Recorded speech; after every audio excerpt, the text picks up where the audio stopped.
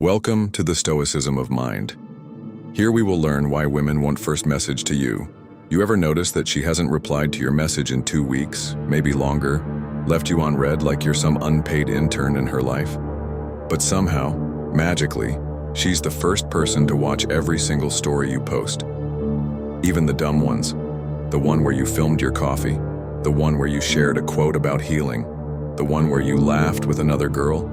She's watching, but she's silent. Why? What does she want? Here's what I'm going to tell you. And I say this like a friend sitting across from you at 1 a.m., both of us nursing the same kind of heartbreak. She's watching you because she's not over it. But she'll never reach out because that would mean admitting she still feels something. And in her world, vulnerability isn't romantic. It's risky. Let's unpack this, because once you understand what's really going on here, you'll stop obsessing over the wrong signal and start seeing the bigger picture. 1, she wants the upper hand, even in silence. This might hurt a little, but hear me out. We live in a world where attention is currency, and right now you're her investment. She doesn't want you back. Not fully. But she doesn't want anyone else to have you either. So she lingers, watching, hovering, floating on the edge of your digital life like some beautiful ghost. It's strategic. She gets just enough of you to feel in control, but not enough to be vulnerable. It's emotional insurance. She wants to know you still care, even if she doesn't have to say a word. That way, she wins. You post something that hints you're moving on. She watches twice. You post something sad, something quiet. She knows the door's still open, but she will not reach out because to her that would mean surrender. And some people would rather die emotionally than lose control. 2, her silence isn't always about you. Now, let's be fair. Not everything is manipulation. Sometimes her silence isn't about you at all. It's about her war with herself. She could be battling shame, regret, confusion, feeling like she messed up, but not sure how to fix it.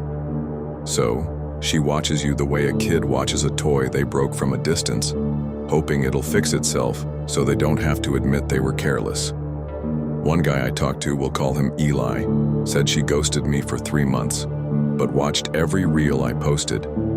Then I found out she was dealing with depression and didn't know how to explain it. That's real, but the question is, does it change your path?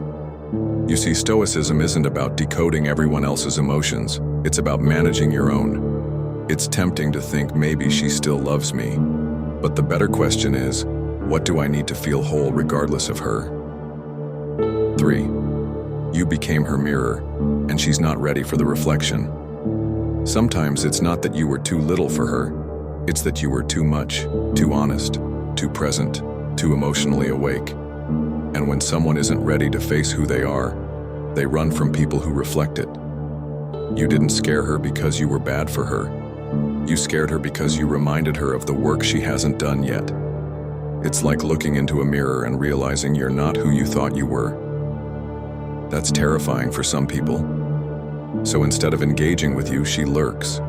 She watches, hoping to see if maybe you've regressed, if maybe you're no longer that mirror. And if you are, she'll stay in the shadows.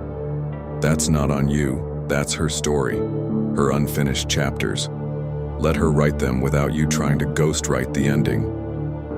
4, she's hoping you'll break first. Let's not sugarcoat it. She's waiting to see if you'll blink, if you'll break your silence, if you'll throw out a breadcrumb.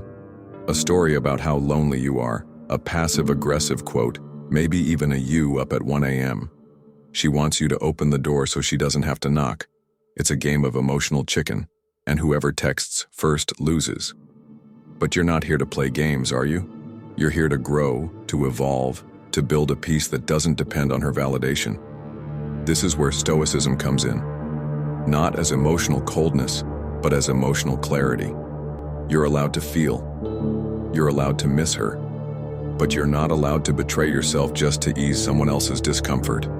Let her keep watching. Let her wonder. She'll either find the courage to speak or fade out like smoke. Either way, you stay centered. 5.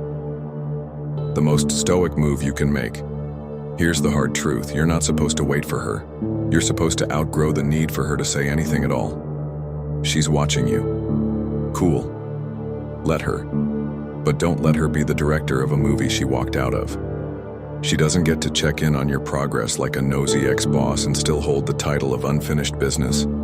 The most powerful stoic thing you can do. Live so fully, love so deeply, and move so boldly that even her watching feels irrelevant. Let your growth speak. Let your silence be your message, and if one day she reaches out, don't meet her with bitterness.